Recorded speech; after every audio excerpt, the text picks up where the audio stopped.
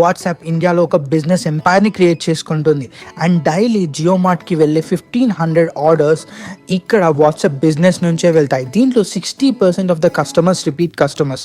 And WhatsApp యొక్క ఈ మీటియోరాటిక్ రైజ్కి కారణం ఏంటో అండ్ బిజినెసెస్ వాట్సాప్ని ఎలా లెవరేజ్ చేసుకుంటున్నాయో ఈ వీడియోలో తెలుసుకుందాం. చాలా వరకు వాట్సాప్ని ఫ్రీ మెసేజింగ్ యాప్ అనే అనుకుంటారు. ఆల్టర్నేటివ్ సింపుల్గా ఎస్ఎంఎస్ఎస్కి అండ్ మీమ్స్ షేర్ చేసుకోవడానికి, ఫ్యామిలీ చాట్స్కి చాలామంది యూస్ చేశారు. కానీ దీన్ని యూస్ చేసుకునే వాట్సాప్ ఒక ఇంక్రెడిబుల్ బిజినెస్ మోడల్ని క్రియేట్ చేసుకుంది. ఇండియాలో వాట్సాప్కి దగ్గర 500 మిలియన్ యూజర్స్ ఉన్నారు. అంటే ప్రాక్టికల్గా ప్రతి ఒక్కరి దగ్గర ఎవరి దగ్గరనైతే స్మార్ట్ ఫోన్ ఉందో వాళ్ళ దగ్గర వాట్సాప్ కూడా ఉంది. అండ్ ఇది ఒక అల్టిమేట్ బిజినెస్ టూల్ అయింది. ఎవరికి? బిజినెసెస్కి, వాళ్ళ కస్టమర్స్తో ఎంగేజ్ కావడానికి. ఇప్పుడు స్మాల్ బిజినెస్ ఓనర్స్ కూడా వాట్సాప్ బిజినెస్ని యూజ్ చేసుకొని వాళ్ళు ఇండియాలో బిజినెస్ చేస్తున్నారు. వాట్సాప్ బిజినెస్ యాప్ని దగ్గర 300 మిలియన్ టైమ్స్ ఇండియన్స్ డౌన్లోడ్ చేసుకున్నారు. అండ్ మీరు అనుకోవచ్చు, అసలు వాట్సాప్ ఫ్రీ యాప్ కదా, అక్కడ డబ్బులు ఎట్లా వస్తున్నాయి వాట్సాప్కి అని. ఇక్కడే వాట్సాప్ ఒక క్లెవర్ స్ట్రాటజీని యూజ్ చేసింది. ఏంటో తెలుసా? బిజినెసెస్ మెసేజెస్కి ఒక టైరింగ్ సిస్టమ్ని ఇంట్రడ్యూస్ చేసింది. అక్కడ యూటిలిటీ మెసేజెస్కి 0.1 రూపీ, అలాగే మార్కెటింగ్ మెసేజ్కి అయితే 0.78 రూపీస్, ఆథెంటిఫికేషన్ మెసేజ్కి 0.11 rupees and user initiated service conversations అయితే 0.29 రూపీస్. అండ్ బిజినెసెస్ చాలా హ్యాపీగా ఇక్కడ వాట్సాప్కి బిజినెస్ కడుతున్నాయి. ఎందుకంటే తెలుసా, వాట్సాప్ దగ్గర ఎక్కువగా వర్క్ అయ్యే కస్టమర్ రిటెన్షన్ స్ట్రాటజీ ఉంది. అండ్ చాలామంది ఆల్రెడీ వాట్సాప్ అడిక్ట్ అయి ఉన్నారు, ఆల్రెడీ ఓపెన్ చేస్తారు. కాబట్టి అక్కడ రిజాల్వ్ చేయడం కూడా చాలా ఈజీగా అయిపోతుంది వాళ్ళకి. అండ్ ఇక్కడ ఆల్రెడీ ఫస్టే చెప్పుకున్నట్టు ఇప్పుడు వాట్సాప్ దగ్గర వేరే చిన్న బిజినెస్ ఓనర్స్, కామర్స్ ఓనర్స్ కూడా చాలా వరకు వస్తున్నారు.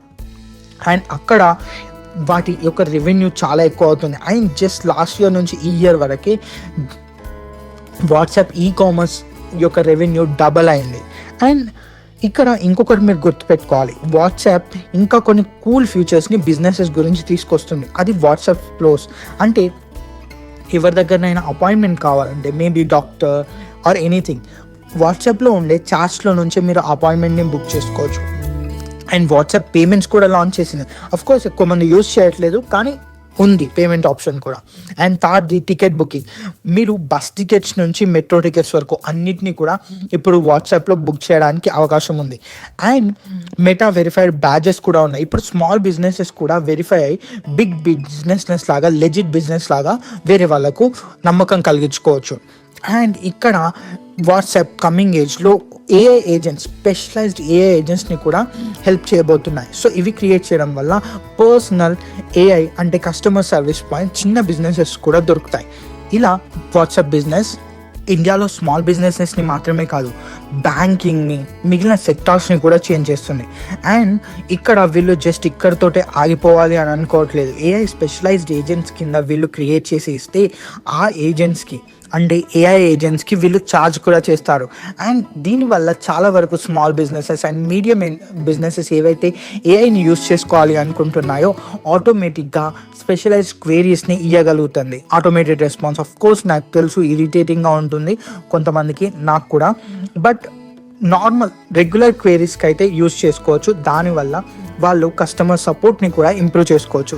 అండ్ ఇదైతే ప్రస్తుతానికి ఉన్న WhatsApp strategies and future strategies.